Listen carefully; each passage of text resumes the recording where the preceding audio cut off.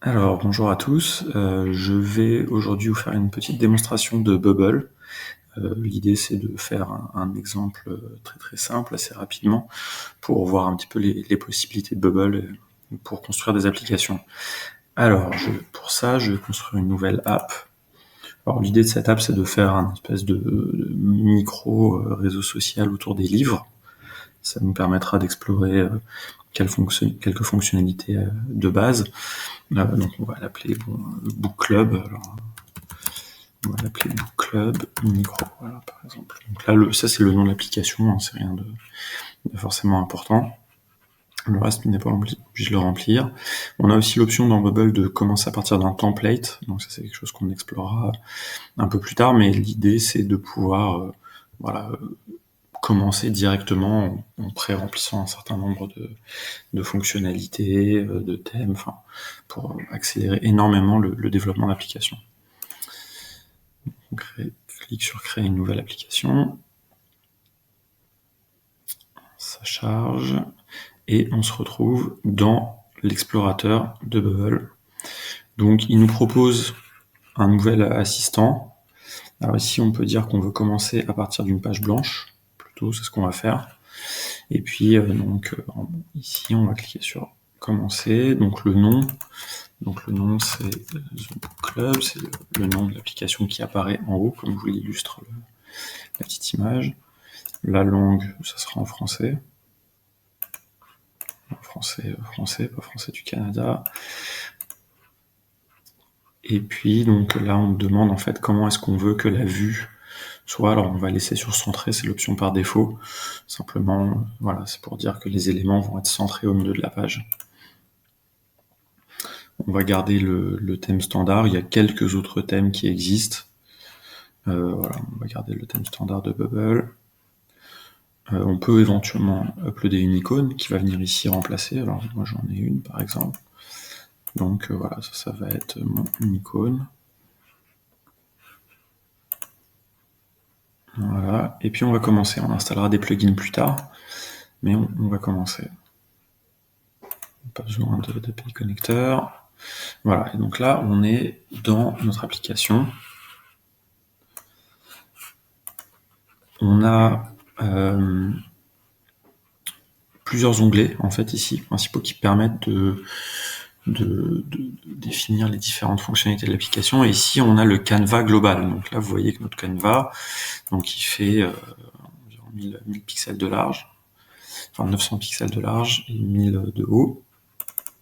Si je double-clique dessus, en fait, je vais avoir ici la fait qui permet de faire les réglages. Je vais définir en fait que ça va être plutôt du mobile. Donc ici, on va mettre 340. Voilà, donc ça c'est des tailles un peu standard. Et puis en hauteur, 600, 700. Voilà, donc ça c'est notre fenêtre de travail. Donc ça c'est vraiment notre écran. Donc on va faire application un petit peu style mobile. Donc voilà, ça c'est notre page. Tout ça c'est les paramètres de notre page. Quand j'ai cliqué sur le fond, c'est les paramètres de notre page. Et ça c'est notre page d'index, c'est la première page. Sur cette page, nous ce qu'on va vouloir, c'est que les gens puissent s'inscrire et se connecter. On va dire qu'on fait un espèce de réseau social privé. Donc là, c'est la page d'accueil. Il se passe rien à part, voilà, un peu comme sur la page de Facebook, on ne peut rien faire d'autre que créer un compte ou se connecter. Alors comment ça marche? Donc ici, quand je double-clique sur mon écran, je vais avoir les réglages de cette page. Donc par exemple, je vais pouvoir mettre une image de fond. Ici, en réglant le paramètre image, je vais uploader une image. Donc j'ai cette image par exemple. Et cette image va venir occuper le fond de mon écran. Ça c'est pour faire un petit style, voilà, avoir quelque chose d'assez sympa. Donc on va la centrer.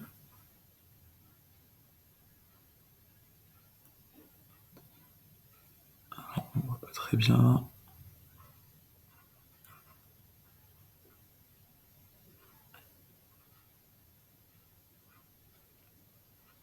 On va laisser comme ça pour l'instant, c'est pas l'enjeu principal. On va mettre ici un texte. mettre de texte. On va mettre plutôt une image ici qui va être notre logo. Donc je vais aller chercher l'image. Une image statique, donc c'est ça, c'est notre logo.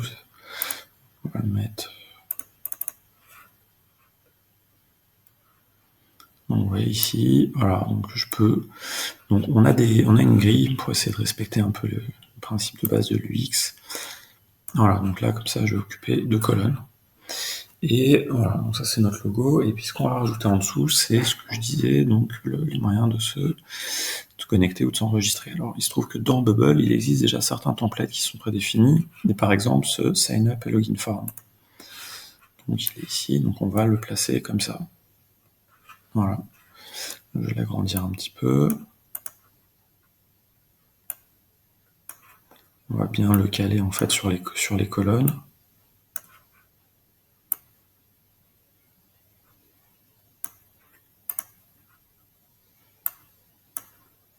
Voilà, donc là on a un titre, en fait il y a des petites étoiles qui apparaissent parce qu'il n'était pas assez grand. Voilà, donc là je vais marquer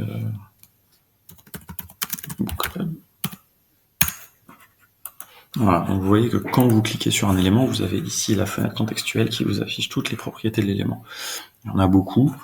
Voilà, on va voir certaines choses petit à petit, mais voilà, c'est quelque chose d'assez classique. Donc voilà, vous avez compris que ici, dans la partie de gauche, vous avez tous les différents éléments que vous allez simplement drag and dropper pour pouvoir les mettre dans votre canevas. Et puis les autres tables, on va les voir en fait au fur et à mesure. Voilà, donc là, on a vraiment fait notre page d'accueil. Tout est prêt, ça fonctionne. Là, si je fais une preview, ici,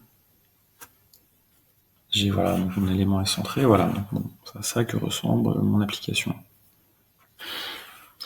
Donc c'est fonctionnel, mais ce qu'on va faire avant de tester ce fonctionnel, on va créer une deuxième page. Donc ici, c'est là où vous avez toutes les pages. Je vais créer une deuxième page que je vais appeler espace privé, qui va être en fait, une fois qu'on s'est connecté, on va arriver dans l'espace privé. Double-clic dessus. Je réduis encore une fois la largeur à 340 pour rester dans du mobile, 600 de hauteur. Le reste, je viens à remplir. Celui-là, je ne vais pas lui mettre d'image de fond. Je vais mettre un texte, tout simplement, pour l'instant. Et je vais appeler ça espace privé. Voilà. Puis je vais mettre un style, par exemple, dire que c'est un style titre 1. Voilà. On va essayer de un petit peu mieux caler les éléments pour qu'ils soient alignés sur la grille. Je vais revenir à ma page d'index et en cliquant ici, je vais éditer le workflow. Le workflow, c'est les actions qui vont se déclencher à la suite du clic sur le bouton. Voilà, donc ça, c'est un des principes de base de Bubble. Vous avez tout ce qui est visuel, ça c'est l'onglet design, et puis vous avez tout ce qui est workflow, qui va être la partie dynamique de l'application. Et là, moi, dans mon workflow, il y a déjà des choses qui sont prévues. Donc vous voyez, donc, quand le bouton Sign Up est cliqué, step 1, sign the user up. Ça, c'est déjà prévu dans le template, ça c'est déjà fait, j'ai rien à faire. Moi, je vais juste ajouter une action. Je vais dire, on va naviguer jusqu'à la page espace privé, tout simplement. Et puis, vous voyez, là, j'ai tout, ça c'est tous les workflows qu'il y a dans mon template. Donc là, je vais prendre aussi, quand le bouton login est cliqué, log the user in, ça c'est première action. Deuxième action, naviguer, pareil, go to page, page, index, non, espace privé. Voilà, et donc là je peux revenir dans le design et je peux refaire ma preview, ça va actualiser. Et donc là on va tester tout simplement, donc on va mettre l'adresse email, Alex, test, arrobase, ne marche pas. Voilà, test, et sign up. Et donc là, vous allez voir que je vais être redirigé vers mon espace privé.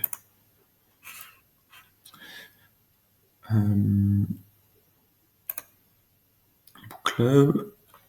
Donc là, je reviens dans mon éditeur. Donc là, voilà, on a fini le travail sur ce endroit. Je vais juste vous montrer une chose. Donc le troisième onglet, c'est l'onglet Data. Ça, c'est ce qui va vous permettre de gérer votre base de données. Donc là, c'est littéralement une abstraction d'une base de données SQL. Donc SQL, c'est le langage de base de données relationnelle, donc qui est le plus utilisé sur le web. Et donc là, vous allez voir vos types de données. Donc moi, je n'ai qu'un seul type de données actuellement, c'est le type utilisateur. Il est prévu par défaut dans Bubble, mais je pourrais créer d'autres types. Ça, c'est les gestions des droits, ça, on va pas le voir aujourd'hui. Et puis là, vous avez les données. Donc là, si je clique sur ma table All Users, vous allez voir que j'ai déjà une ligne. Ça, c'est le compte que je viens de créer. Si j'en crée un autre, et on le fera tout à l'heure, j'aurai ici tous les comptes qui se sont créés. Je peux éventuellement les exporter, en créer, les modifier. Ça me permet de gérer ma base.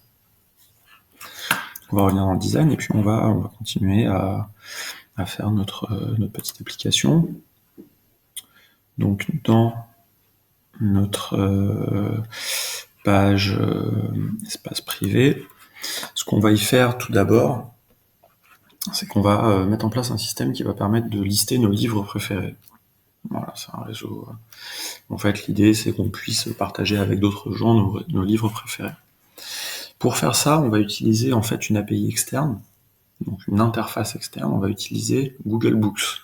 Google Books fournit un moteur de recherche. Alors, donc, on va utiliser Google Books. Donc, pour ce faire, on va utiliser un plugin, tout simplement. Donc ici, on peut ajouter des plugins. Donc ça, c'est une des très grandes richesses de Bubble. C'est qu'on peut ajouter des plugins qui ont déjà été faits par la communauté ou par Bubble eux-mêmes. Donc on va chercher Books. Et donc on va trouver ici le Google Books, on l'installe. C'est très rapide, voilà, c'est fait. Done. Et ça va nous rajouter un type de données qui va être Books, qu'on ne voit pas ici d'ailleurs, pardon, mais que je vais pouvoir utiliser. Donc c'est assez simple, ce que je vais faire, c'est que ce qu'on va faire, c'est qu'on va donner la possibilité à l'utilisateur de chercher les livres. Donc on va ici prendre tout d'abord un champ input. Voilà, qu'on va essayer un peu de caler quand même à peu près correctement. Et puis à côté, on va mettre un bouton. Donc on va mettre un bouton ici, voilà, qu'on va aligner, et on va écrire recherche. Et ici, on va mettre comme placeholder nom d'auteur. Donc on va faire une recherche par auteur.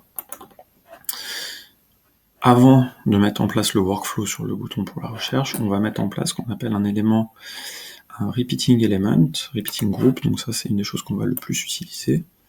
Donc je vais le mettre comme ça, qu'elle est à peu près sur la grille. On va mettre 4 lignes, on va mettre une des bordures. Et donc en fait ça, c'est pour permettre de faire des groupes qui se répètent en fait. Donc c'est-à-dire ça va être mes résultats de recherche. Quand quelqu'un va taper un nom d'utilisateur, il va appuyer sur le bouton recherche et en dessous je vais avoir la liste des résultats qui correspondent à cette recherche. Cette liste, ça va être une succession de lignes. Chaque ligne, ça va être un livre. Et donc je vais mettre un texte ici qui va être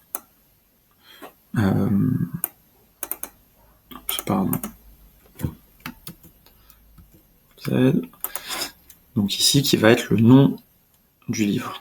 Alors pour ça, d'abord, il faut que je précise, j'oublie à chaque fois, que de dire que dans mon repeating group, qu'est-ce que je vais avoir? Je vais avoir des livres. Google Book. Je précise rien d'autre, je dis juste ça va être des livres. Et comme ça, quand je vais cliquer ici, je vais dire maintenant, on va insérer des données dynamiques, c'est-à-dire que quand on a des données dans le groupe, je vais choisir le livre courant et je vais afficher son titre. Et ça va être mon livre. On va réduire un peu, on va mettre que 3 pour avoir un peu plus de place. Vous voyez qu'on peut tout vraiment paramétrer. Et ici, ce que je vais mettre, c'est que je vais mettre le nom de l'auteur. Donc ça va être encore une donnée dynamique, puisque à chaque fois, c'est de la programmation, c'est-à-dire qu'on va avoir les résultats de recherche, on va faire ligne par ligne. Le livre courant et le nom de l'auteur. Voilà, pareil, je vais jusqu'au bout. Et donc là, j'ai mon groupe. Donc vous voyez, en fait, là j'ai tapé une seule fois dans la première case, mais en fait ça s'est répété pour vraiment bien vous signifier que tout ça va se répéter. Mon bouton de recherche, je clique dessus, standard edit workflow. Quand quelqu'un clique sur ce bouton, je fais une action. Cette action, c'est de montrer une liste dans un repeating group. Il m'a sélectionné tout de suite le repeating group que j'avais, puisque c'est le seul en fait sur l'écran. Donc Google essaie toujours de vous pré-remplir les choses. Ça c'est une fonctionnalité hyper importante. Il essaie toujours de vous pré-remplir vos données. Et donc la source, ça va être get data from external API. L'API provider, c'est Google Books. Et ici, dans le nom de l'auteur, j'aurais pu mettre quelque chose en dur. Si on voulait qu'à chaque fois qu'on appuie sur le bouton, on cherche les livres de Tolkien, j'aurais pu écrire ici Tolkien. Sauf que nous, ce qu'on veut, c'est que ici, on cherche les livres que la personne a rentré de l'auteur, dont l'auteur est ce qu'on a rentré dans le champ. Donc, je vais insérer une data dynamique. Ici, j'ai mon input nom d'auteur. Je clique dessus et je veux donc que ce soit la value. Donc en gros, là je dis, quand on clique sur le bouton, on va faire une recherche Google Books en prenant comme critère de recherche la valeur qui a été rentrée dans le champ input de mon application. Ferme. Donc là tout va bien. C'est passé en bleu, donc ça veut dire que ça fonctionne. Et je peux tout de suite faire une preview.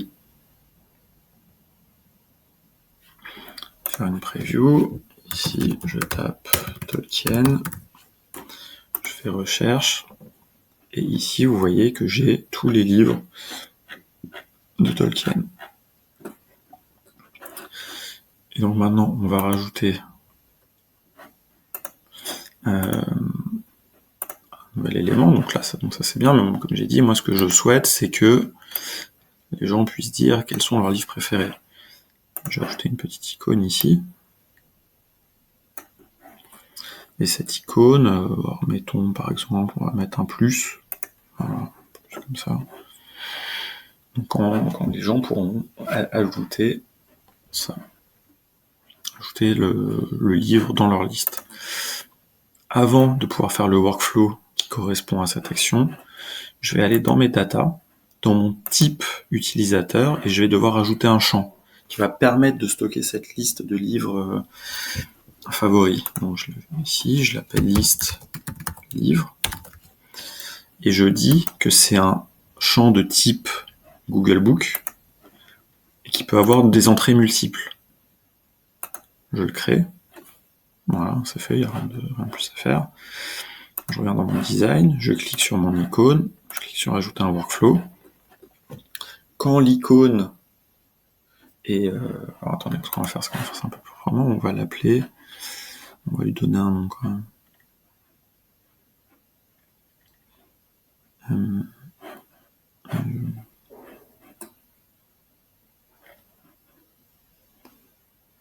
Non, on peut pas lui donner de nom. Donc c'est pas, ça change rien. Hop, start edit workflow. Quand l'icône, donc là, s'appelle effet plus circle, est cliqué, j'ajoute une action. Je vais ajouter dans la base de données, donc dans les things, je vais faire un changement à une thing. Le thing, c'est l'utilisateur, le current user. Je vais lui faire un changement. Dans son champ liste livre, je vais ajouter le livre courant, c'est-à-dire celui de la case du repeating group. Voilà, j'ai rien de plus à faire. Là, c'est vraiment des fonctionnalités de base de Bubble. Hein. J'ai rien programmé à l'avance. Hein. Vous avez vu, voilà, on est vraiment sur la fonctionnalité de base. Et ben, on peut tester. On peut revenir ici à Preview. Donc, ça recharge la page, mettre à jour le code. Donc, je vais chercher Tolkien. J'appuie sur Recherche. Et puis ici, je vais appuyer et a priori ça l'a ajouté. Vous pouvez pas en avoir la preuve. En plus j'ai oublié de faire quelque chose, c'est que j'ai oublié de dire que quand le bouton est cliqué, après il disparaît, parce que sinon là les gens vont pouvoir appuyer 2 fois. On revient ici, j'édite mon workflow, et j'ajoute une deuxième action, c'est-à-dire non seulement j'ajoute le livre dans la liste des livres, et après je vais faire un autre élément, c'est que je vais prendre l'élément et je vais le faire disparaître tout simplement. Et cet élément c'est l'icône. Voilà, donc il me la montre en plus, vous voyez, quand je survole, il me montre pour bien confirmer que c'est ça. Voilà, et donc là je vais recommencer. On recharge. On cherche un autre auteur, Lewis. Voilà, donc voilà. Et là vous voyez que c'est bien ajouté, je peux pas recliquer dessus. Voilà, je peux en ajouter, voilà. Donc là j'ai 3 livres dans ma liste. Ok, très bien. Alors ce qu'on va faire, c'est qu'on va créer une nouvelle page qui va être la page publique de l'utilisateur. Donc tout d'abord on va la créer. Page, donc là on va l'appeler page publique. On va la créer ainsi. Hop, pareil, on met 40. Et là, on va spécifier que le type de contenu de cette page, c'est un contenu user. Donc ça, c'est un petit peu comme voilà, sur Facebook, c'est votre page, votre profil. Donc là, je spécifie. Alors, pour commencer, je vais simplement mettre un titre. Ce que je vais mettre comme titre, je vais mettre page 2. Et je vais mettre, alors là, dans l'exemple, je vais volontairement pas modifier le formulaire d'inscription, donc on n'a pas le nom des gens, on a simplement leur adresse email. Mais je vais mettre l'adresse email. On ne ferait pas ça dans la vraie vie, évidemment, mais bon, là, on peut le faire. Et donc là, je vais mettre une donnée dynamique, c'est-à-dire j'ai un bout de phrase statique, toujours le même, et puis une donnée dynamique dans ce texte.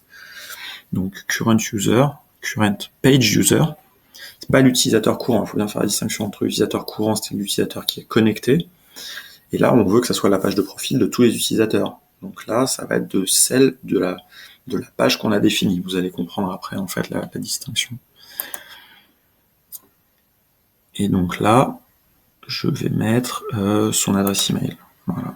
Comme ça, quand je serai connecté, je afficherai l'adresse email. Je reviens sur ma page de l'espace privé, et ici, je vais ajouter un bouton, ou une icône, tiens, je vais ajouter une icône plutôt. Ici, une petite icône, voilà, donc on design. Donc je sais pas, on va chercher voilà, une petite icône comme ça. Voilà, et donc quand on fait un workflow, on va rajouter un workflow, quand on clique sur cette icône, qu'est-ce qui va se passer? On va naviguer jusqu'à la page de destination, page publique, et on va envoyer une donnée qui est l'utilisateur courant. Parce que là, on est dans le profil privé, on veut que quand on clique, on accède à notre page publique, mais à nous, à l'utilisateur qui est connecté, qui est en train d'utiliser l'application.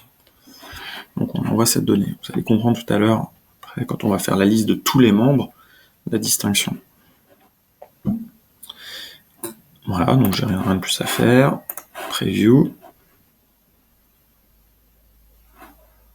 Donc là, j'ai mon bouton, je clique dessus, j'arrive sur mon autre page, et là vous voyez, alors je voulais le mettre en format titre, mais page de Alex, c'est l'adresse que j'ai rentrée tout à l'heure. On va revenir sur cette page. Ici, page publique. On va le mettre en titre quand même, que ce soit un petit peu plus joli. Hop. Non, on va mettre. Voilà, que ce soit un petit peu plus petit quand même, sinon ça va pas tenir. Et donc là, ce qu'on va mettre, c'est qu'on va mettre un texte tout simple, ici. Les livres préférés.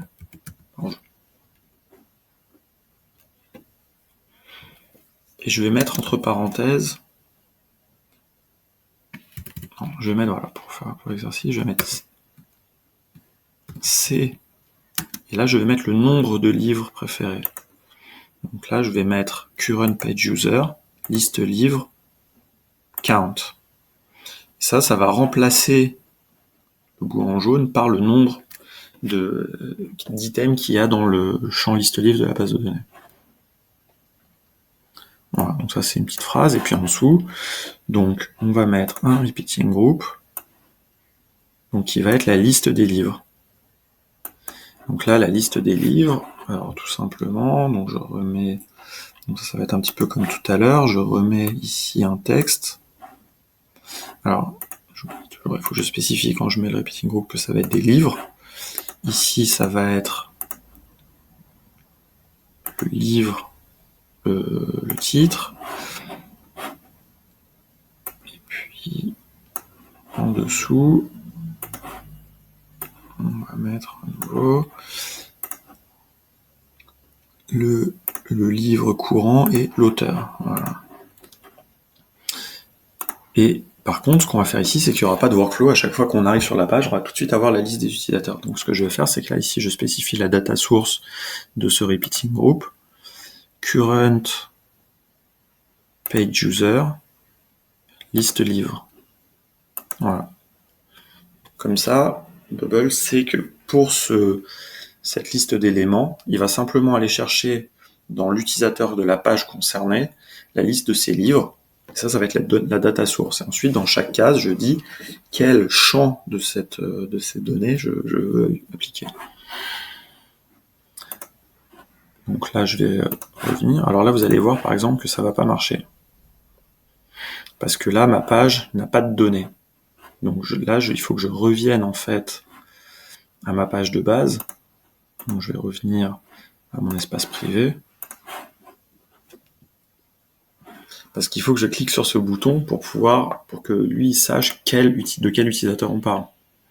Voilà, donc là, il sait que c'est la page d'Alex. Et voilà, ça c'est mes 3 livres préférés, c'est ceux que j'ai ajoutés tout à l'heure. Jusque-là, ça va? Alors, on va continuer, et maintenant, ce qu'on va faire en dessous ici, alors je vais allonger un peu, hein. Je vais rajouter un nouveau groupe, et juste ce que je vais faire, c'est que je vais ajouter la liste des membres, parce qu'on dit quand même c'est un peu un réseau social, donc on veut quand même la liste des membres. Voir ce que les autres aiment lire, voilà, pour s'inspirer. On va mettre ça à ce format-là. Et je vais ajouter un nouveau repeating group.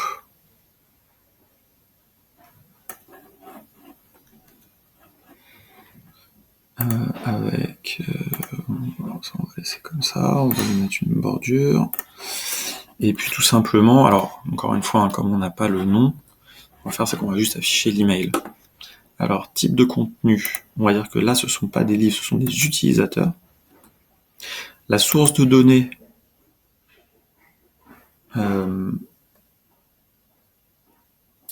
va faire une recherche. Donc, on fait une recherche dans le type utilisateur et on va simplement prendre tous les utilisateurs. Donc, on ne met pas de contrainte. Mais on pourrait, si je voulais, je pourrais afficher la liste des utilisateurs qui commencent par un A, la liste des utilisateurs qui ont été créés aujourd'hui. On peut faire plein de choses. On va simplement, là, les trier par date de création. Voilà.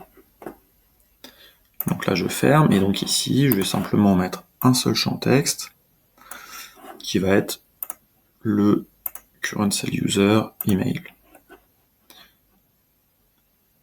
Voilà. Donc là, on aura la liste de tous les emails des gens qui sont inscrits, et puis ce qu'on va faire, c'est qu'on va mettre une petite icône au bout.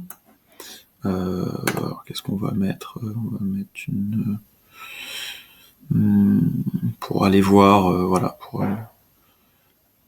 pour aller voir leur profil. On va chercher une flèche. Voilà, on va cliquer comme ça. Ça veut dire qu'on va voir le profil. Donc on fait mon start workflow. Vous avez l'habitude maintenant. Go to page, page, espace page publique. Et là, par contre, on va pas envoyer le current user. Ce qu'on va envoyer, c'est le current cell user, c'est-à-dire l'utilisateur qui est dans la case de notre groupe repeating. N'oubliez pas qu'il y aura tous les utilisateurs dedans.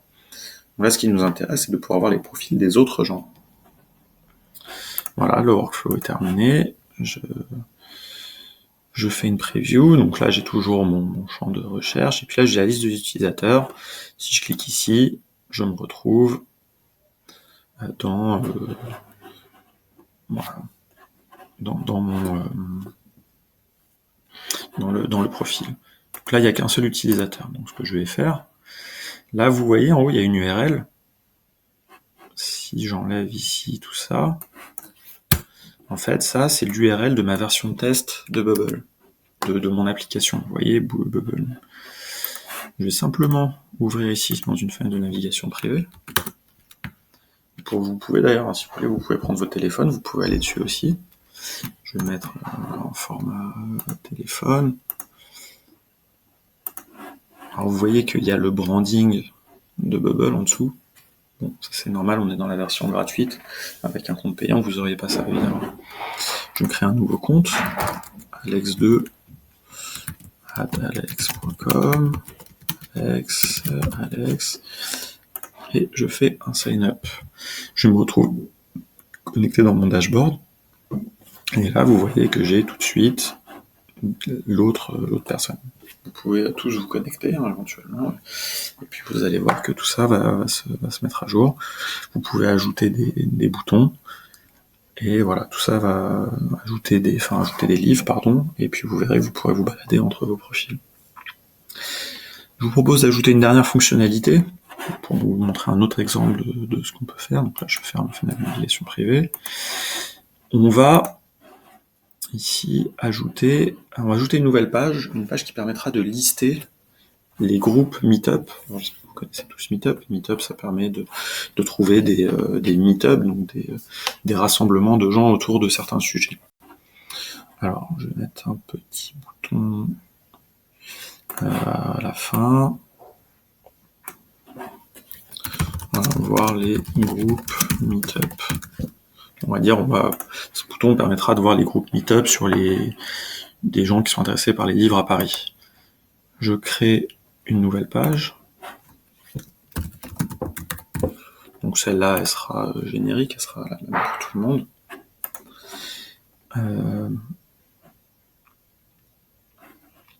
Hop, 340.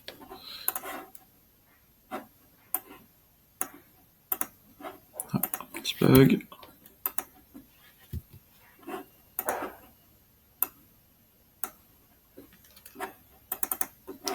Donc, Meetup, livre à Paris. Voilà. Non, lui ne veut pas disparaître, je sais pas ce qui s'est passé. C'est pas grave. Et donc, ce qu'on va faire, c'est qu'on va ajouter un plugin. Un autre. Oups, je clique un peu vite. Qui s'appelle Meetup, qui a été créé, il me semble, par les gens qui font Bubble. Voilà, donc là vous voyez ici le petit icône, j'installe, c'est fait, je reviens, donc ça m'ajoute un nouveau type de données qui sont les Meetup. Je vais dans mon design, je mets un repeating group, vous avez l'habitude maintenant. On va mettre ça quand même en format H2.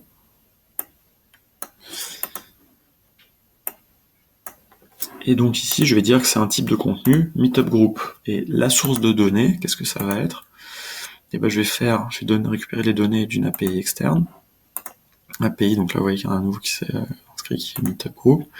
Et je vais dire les topics, ça va être les livres. Et l'adresse, ça va être Paris. Voilà. Et je dois entrer ma clé d'API Meetup. Effectivement, ça j'avais oublié. On va la retrouver très rapidement. Donc la clé d'API Meetup, vous la trouvez dans votre profil Meetup.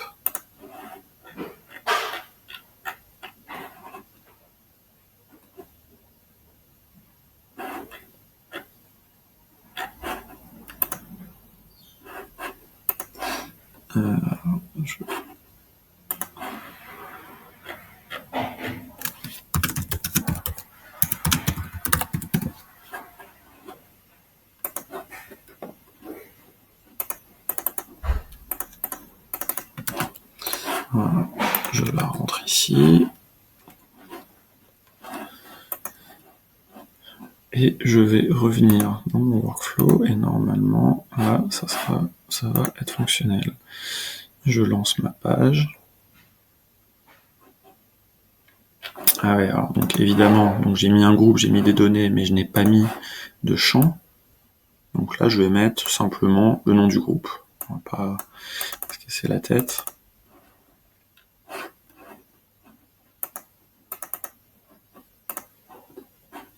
Alors, une fois de temps en temps, la fenêtre ne veut plus apparaître, la fenêtre de... On va simplement recharger la page.